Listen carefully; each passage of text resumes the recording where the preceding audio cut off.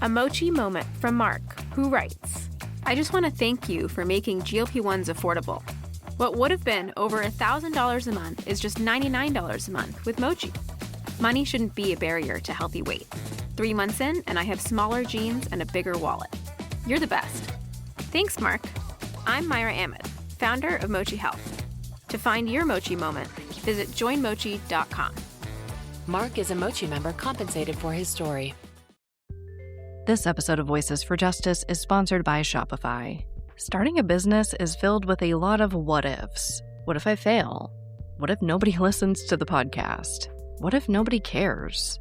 It can definitely be hard to get over that doubt and uncertainty, but making that leap was one of the best things I've ever done, and it's great to know that I'm not alone with a business partner like Shopify.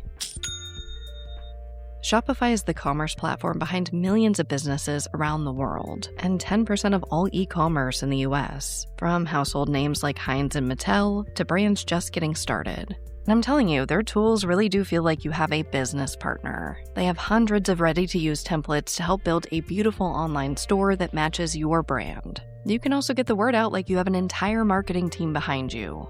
Easily create email and social media campaigns wherever your customers are scrolling or strolling. And if you get stuck, Shopify is always there to help with their award-winning 24/7 customer service.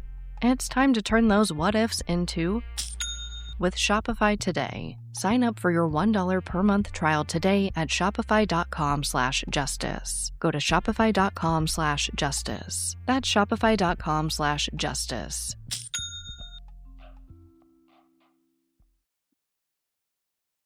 Voices for Justice is a podcast that uses adult language and discusses sensitive and potentially triggering topics, including violence, abuse, and murder. This podcast may not be appropriate for younger audiences. All parties are innocent until proven guilty in a court of law. Some names have been changed or omitted per their request or for safety purposes. Listener discretion is advised. My name is Sarah Turney, and this is Voices for Justice. Today, I'm discussing one of the most infamous and puzzling missing child cases from Alabama, 12-year-old Sherry Lynn Marler. Just after the start of summer break in 1984, one morning Sherry tags along with her stepfather Ray to run some errands. He needs to fix a combine and check on some crops before making the about 30-minute drive into the town center of Greenville to go to the bank. While I know I would have certainly skipped this trip in favor of sleeping in, Sherry was excited to go along. She loves farming, and she looked forward to summer break for days just like this. Days where she could be out in the fields checking on the crops, seeing what was new in the feed shop on Main Street, and I'm sure a million other tasks farmers have to complete to keep their farms up and running. All of this to say, Sherry was usually really excited to be hanging out with Ray, continuing to learn what it takes to run farms like he does. After fixing the combine and checking on some crops, they make the drive into town. There, Ray parks his truck behind a furniture store, leaves $1 for Sherry to grab a Coke from the vending machine across the street, and walks into the bank. But 15 minutes later, when Ray walks back to the truck, Sherry is gone. This is the case of Sherry Lynn Marler. On Wednesday, June 6, 1984, Ray Stringfellow wakes up with the sun in Greenville, Alabama. Ray's a farmer, so this is nothing new to him. Today, he needs to fix a combine and go into town to extend a farm loan at the bank. So he stumbles to the kitchen to make some coffee, tiptoeing past his 12-year-old stepdaughter Sherry, who's asleep on the couch. Ray's sister's in town, so Sherry gave up her room for the night.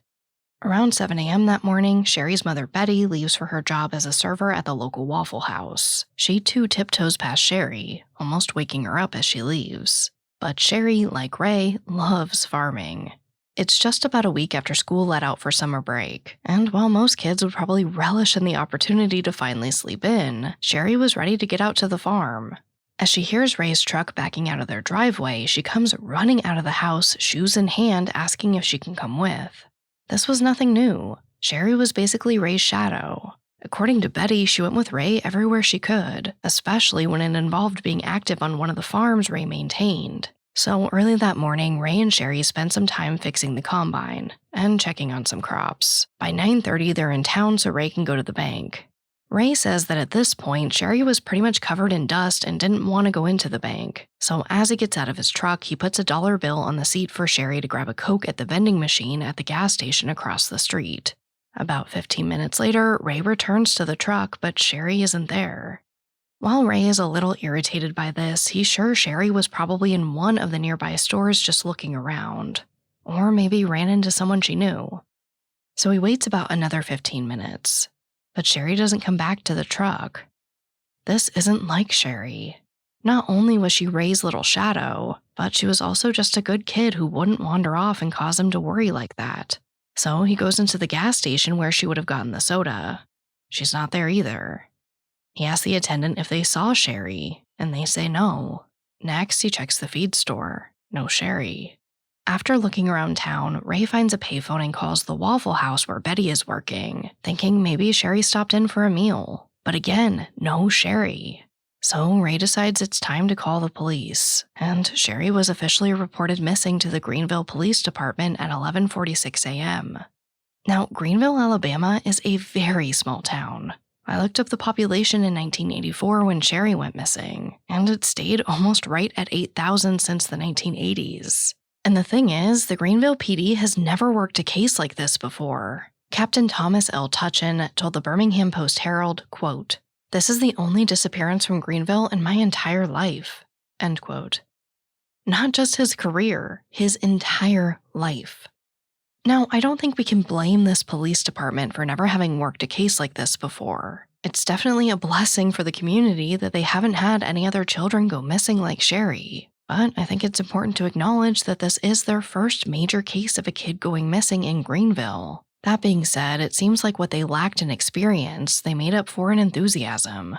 The search for Sherry was huge. The Greenville PD partners with the Butler County Sheriff's Office to conduct searches on farmlands, in the woods, and apparently close to 25 miles of swampland. Sherry's biological father, Ralph Marler, also traveled to Greenville to help with the search. They had dogs, a plane, volunteers, and a ton of local community members calling in tips. And the Greenville PD followed them, no matter how slim the chance of them panning out seemed to be. One woman called to say she had a dream about where Sherry was buried, and they went to the spot and dug up 300 acres looking for her. A dove hunter saw buzzards over an abandoned well, and without hesitation, law enforcement dug through the well, only to find a bunch of dead snakes. They also put out ads in newspapers, took her picture to local TV stations, and her flyer was at truck stops across the country. Of course, while the search and these efforts were happening, law enforcement began interviewing Sherry's friends and family, as well as the people that were in town the day she went missing. And after interviewing shopkeepers, the gas station attendant, the feed shop worker, the bank teller that helped Ray, and basically anyone else who was in town on the morning of June 6th, the police discovered that not a single person saw Sherry in town on the day she went missing. This episode of Voices for Justice is sponsored by Chewy. If you have pets, you probably know about Chewy, and you also know that when they say that they have everything you need to keep your pet happy and healthy, they're not messing around. To keep them happy, Chewy has over 100,000 products from all the brands my pets love at prices I love. To keep them healthy, Chewy offers pet prescriptions, pet insurance, telehealth vet visits, and they're even rolling out vet clinics across the country. I've been shopping with them for a very long time. And in addition to the auto-ship feature that gets the dog's food to them every single month, I also love to experiment with different treats. But I'm a bit picky. For me, it has to be high quality with simple ingredients. I recently picked up treats from Shepherd Boy Farms that are 100% just chicken breast. Popcorn and Heber are already obsessed.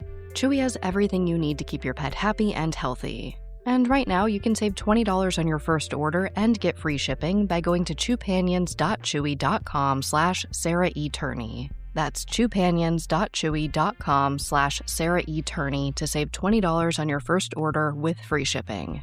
chewpanions.chewy.com/Sarah E. Turney. Minimum purchase required. New customers only. Terms and conditions apply. See site for complete details.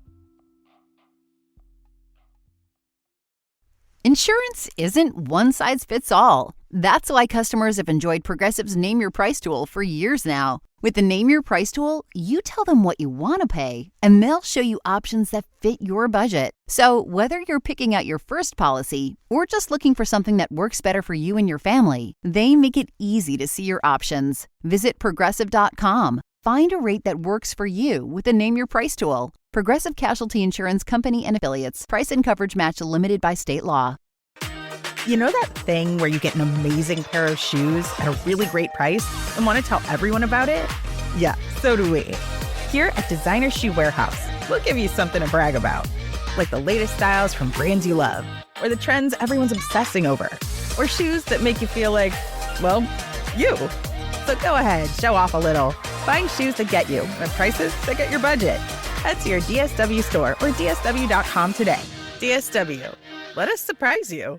As the news about 12-year-old Sherry Lynn Marler's disappearance spread through the small town of Greenville, Alabama, it seemed like everyone had a theory about what may have happened to her. She was taken by a stranger, she ran away. But many residents kept going back to the person who last saw her that day, her stepfather, Ray Stringfellow.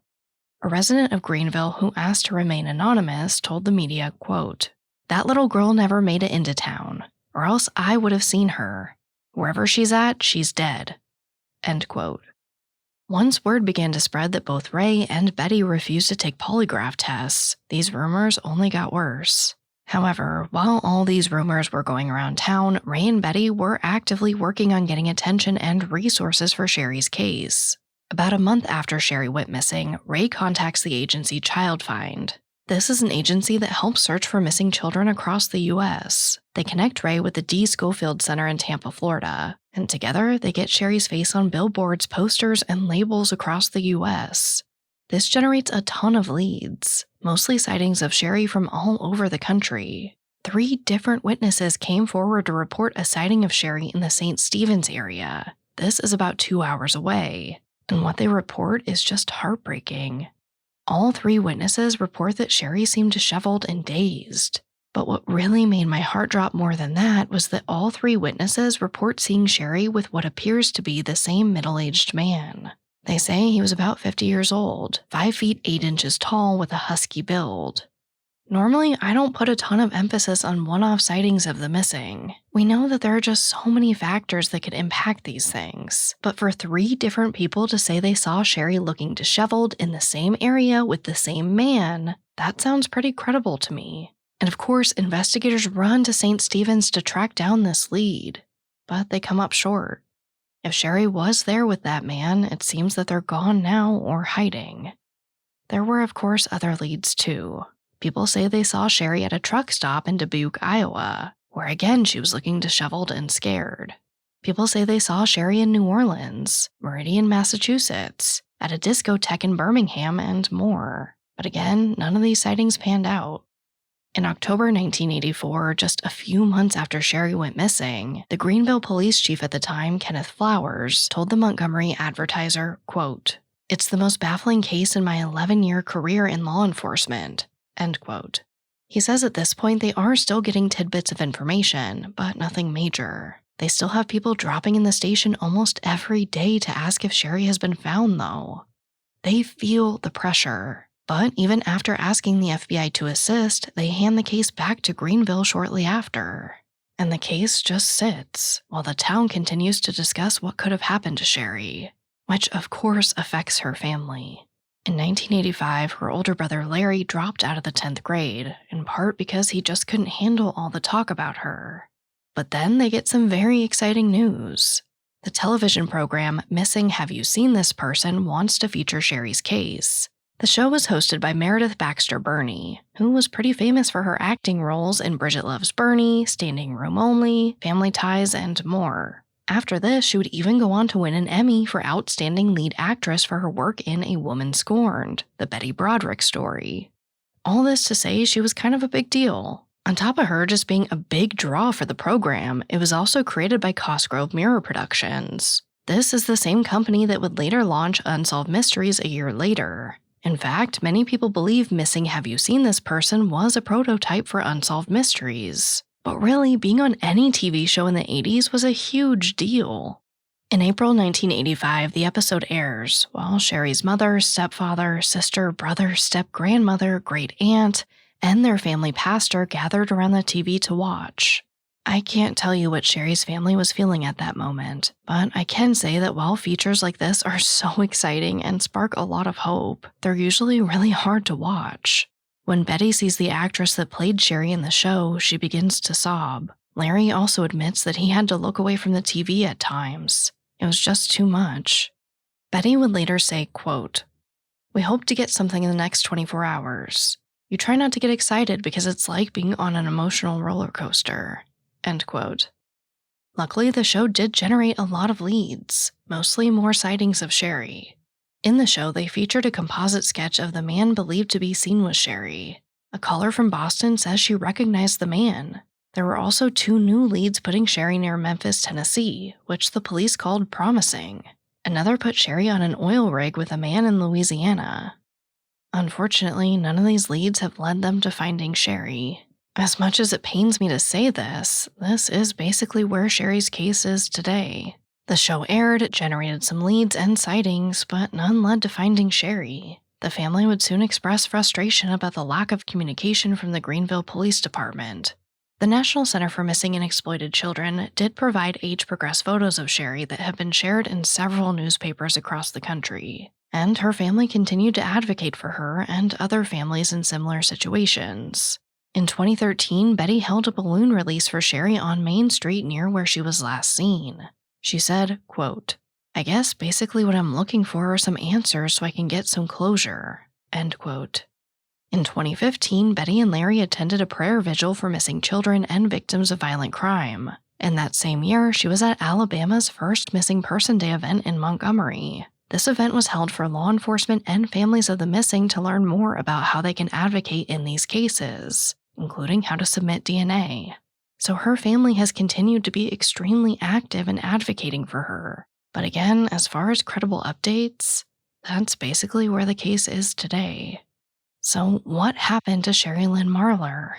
Well, I don't think we have evidence here to suggest she ran away. I wasn't able to find any credible motive for her wanting to leave her life or her family. Also, she didn't take anything with her. And if she were planning on running away, why go to town with Ray? Why not wait for Ray and her mother to get out of the house, for her aunt to get out of her room, pack some stuff, and then leave? Also, it's worth noting here that Sherry was excited about her plans later that day. She wanted to watch her favorite soap opera and spend some time with her grandma. And investigators never found any indication that Sherry's name or social security number have ever been used. Like I said, I just don't think we have much here to suggest that Sherry left on her own accord. Now, we do know that investigators do believe that foul play was involved, which leaves us with a few different scenarios. 1. Sherry was taken or harmed by a complete stranger in town. While many locals believe anyone from out of town would have stuck out like a sore thumb, something like that could have happened really quickly. I mean, let's say Sherry walked to the vending machine. Someone drove up, said, "Hey, can you help me find my dog?" Maybe they asked for directions. They could have gotten Sherry close to their vehicle, grabbed her, and driven off in under a minute. We saw something similar in the case of Kara Chamberlain Robinson. However, Greenville Police Chief Lonzo Ingram disagrees, telling the Montgomery Advertiser, quote, "I have a hard time believing that she was snatched off the street by a perfect stranger in Greenville. This is not like Birmingham or any other big city. If you was to see someone you didn't know, you'd find out quick who it is." End quote. The next possibility is that Sherry was taken or harmed by someone she knew, someone she would have gone with without another thought. Of course, that is a possibility, but who that person could be is hard to say. The only person I've really seen considered in this theory is Sherry's stepfather, Ray. Now, without anyone else seeing Sherry in town that day, I do understand these suspicions. No one else can confirm Ray's story but Ray. Ray did pass away in 2003. According to Betty, before he did, he told her, quote, "Betty, I wish I could go get Sherry and bring her home to you, but I can't because I don't know where she is." End quote. From everything I found, Ray continued fighting for Sherry until his death, and loved her like she was his own. So take that for what you will. There is one last theory that I want to touch on. I found this on the Sherry Lynn Marler Still Missing Facebook page. I do want to preface this by saying that her family does not run that page, and I can't confirm that any of this is true. While this has been reported on by some in the media, I wasn't able to find any major outlets running with the story, or even a mention of it by law enforcement, so take all this with a huge grain of salt. But with how little we know about Sherry's case, I think it's worth looking into. And according to at least one person involved, the Greenville Police Department did too. This episode of Voices for Justice is brought to you by Quince. I've been trying to be more intentional about what I wear each day. I'm leaning into pieces that feel effortless, comfortable, and still put together, and Quince has been my go-to. The fabrics feel elevated, the fits are flattering, and everything just works without overthinking it. They use premium materials like 100% European linen, organic cotton, and ultra-soft denim. And the best part? Everything is priced 50 to 80% less than similar brands. They work directly with ethical factories and cut out the middlemen, so you're paying for quality and craftsmanship, not brand markup. I recently just ordered their tiered linen dress, of course in black. I wanted to pair it with one of my favorite pairs of brown wedges. The problem was, I didn't have a brown purse, so I got that from Quince too. It's one of my favorite outfits. It's easy, effortless, and feels amazing, especially as we're getting a little bit warmer here in Phoenix. Refresh your everyday with luxury you'll actually use. Head to quince.com/justice for free shipping on your order and 365-day returns. Now available in Canada too. That's QUINCE.com/justice for free shipping and 365-day returns. Quince.com/justice.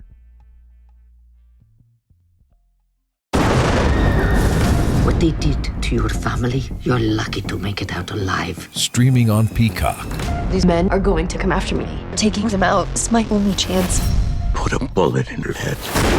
From the co-creator of Ozark. Looks like a family was running drugs. Execution-style killing, it's rare for the Keys. Any leads on who they might have been running for? The cartel killed my family. I'm gonna kill them. All of them. MIA. Streaming now. Only on Peacock. Looking to see what's happening around your home? Ring's battery doorbell helps you track packages and see who's at your door in real time. The Outdoor Cam Plus protects your yard at night with a wide field of view and clearer Retinal 2K video. Or upgrade to 4K cameras and doorbells with Retinal Vision for ultra-clear zoom and detail. Your door, your yard, your home. With Ring, it's protected. Shop cameras, doorbells, and more at ring.com now. On November 25th, 2019, a woman named Cindy Severance Galloway made a very long post about what she believes is a breakthrough in the case. She says, quote, "This has been a 10-year journey for us, one that involves thousands of hours of research, documentation, phone calls, years of spending sometimes 4 to 5 days in a row from sunup to sundown up to our necks in mud, exhausted with our hands bleeding with blisters, digging with shovels through impossible pine tree roots and under piles of concrete slabs, working with cadaver dog teams, spending thousands of dollars on digging equipment and underwater camera systems to search old wells that could have caved in on us at any given time, walking and mapping wooded areas until we thought we'd have to lay down and sleep because we were so tired. Our work has paid off, but not well enough to get our hands on what's left of her, or give her a proper burial and put an end to this horrible thing that happened to Sherry in 1984. End quote. This is a very long post, but Cindy goes on to say that while many of their sources are extremely credible, they are unwilling to, quote, publicly expose themselves, end quote. Then she presents their findings. She says they believe Sherry was murdered and dismembered by someone she knew and thrown into a hog pen in Butler County. Cindy specifically mentions that person was not her stepfather, Ray. Cindy goes into a theory about Sherry possibly being pregnant and a, quote, multiple family-based incest pedophilia ring, end quote. Cindy states that she has video evidence of 2 different teams of cadaver dogs hitting on human remains. She says that in the spring of 2018, she and her team began investigating an area they believed used to be a hog farm. Here, Cindy dug up what appeared to be an old concrete feeding trough, as well as a, quote, pair of child's pants that had large, dark, splotchy stains, end quote. Cindy claims the pants were tested by the Greenville Police Department, who later told her no DNA could be extracted for testing. Cindy says she and her team were eventually able to find the family who owned the land and the hog farm previously. One member of the family allowed her to look through old photos, and she found evidence of this hog farm existing.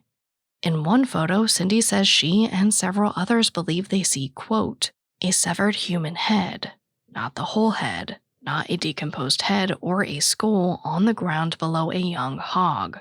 Eyes and mouth wide open, hair still in place on the head, end quote. Cindy goes on to state that the Greenville Police Department was present while cadaver dogs hit on the exact location she believes the old hog farm was in. She says the Greenville PD took possession of the photo from the original owner and turned it over to the FBI.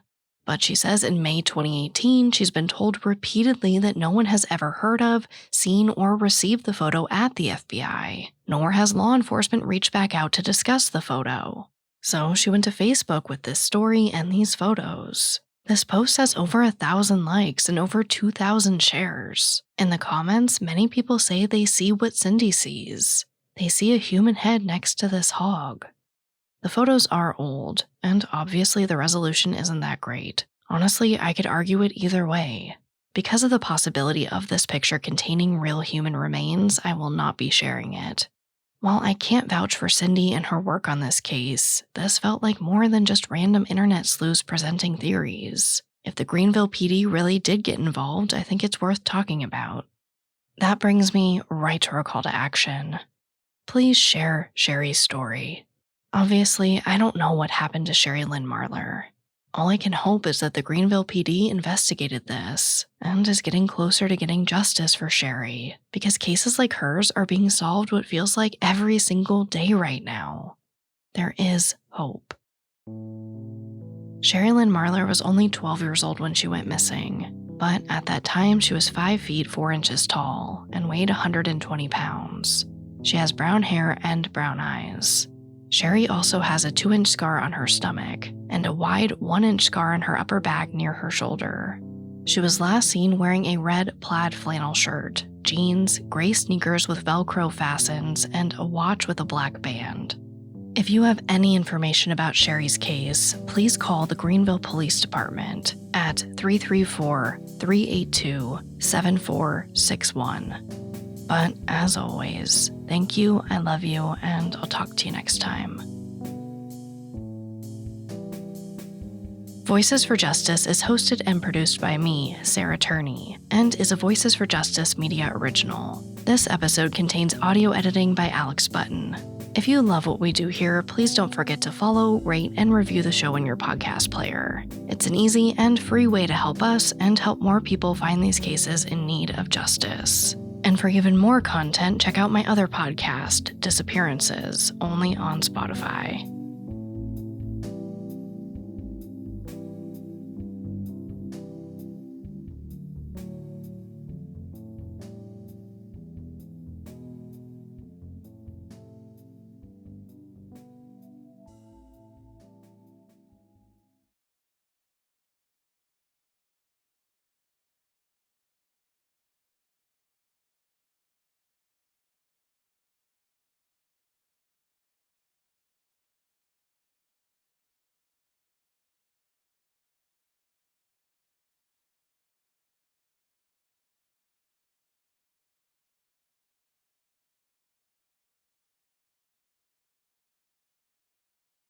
Welcome to the secret after show.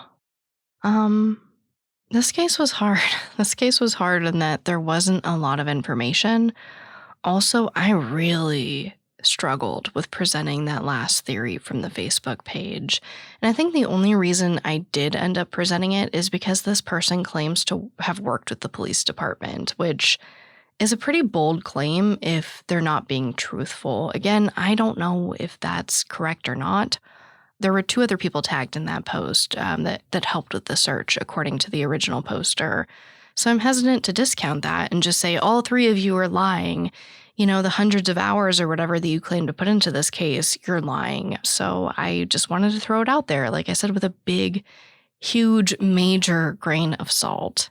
But yeah, I mean, if they found that and they really did work with the Greenville Police Department, maybe whatever they found wasn't Sherry, but it could be someone. The only other thing I wanted to talk about in relation to this episode was that quote. And I said a few quotes. Let me be a little more specific. This is the quote from the person who, of course, wanted to remain anonymous because she says, "I would have seen her in town and that girl's dead." Now, I don't know why this shocked me so much. I see this stuff online all the time. Like, I can't tell you how many TikToks I have out there about missing people where, it's usually like a kid, right? It's usually just some dumb kid who writes, "She's dead, LOL," or "He's dead, LOL." And this felt like the 80s version of that. And it really just hit me hard.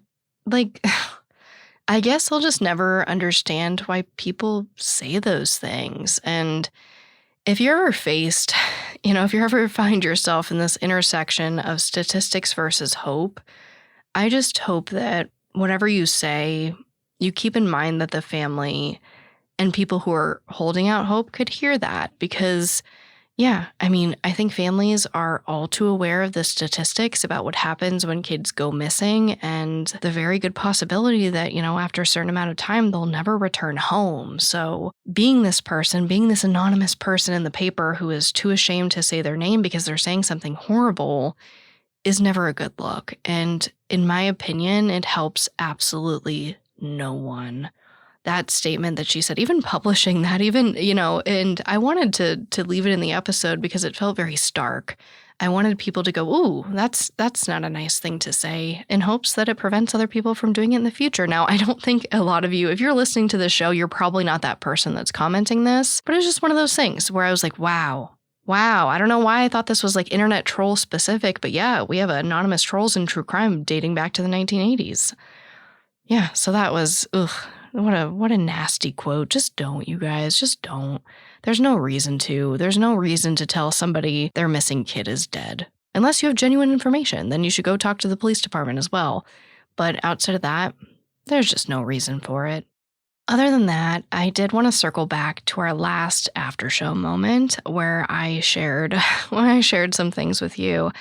If you didn't listen to that, that was 2 weeks ago now, because I was warning you guys that I might take a break, that I might need some extra time for the trial and life and everything that's happening around life and the trial. And you guys were absolutely wonderful. I did take a little time off so that I could process. That's what I really needed to do. Was process and take some time away so that I can come back fresh to the podcast. I don't want these episodes to suffer either. I don't want to push out content just to push out content. I want these episodes to be as complete as I can make them and as well done as I can. And you guys were so cool and so understanding. And I got a lot of really, really nice messages. So I just wanted to say thank you. But as always, thank you for tolerating me. I love you, and I'll talk to you next time.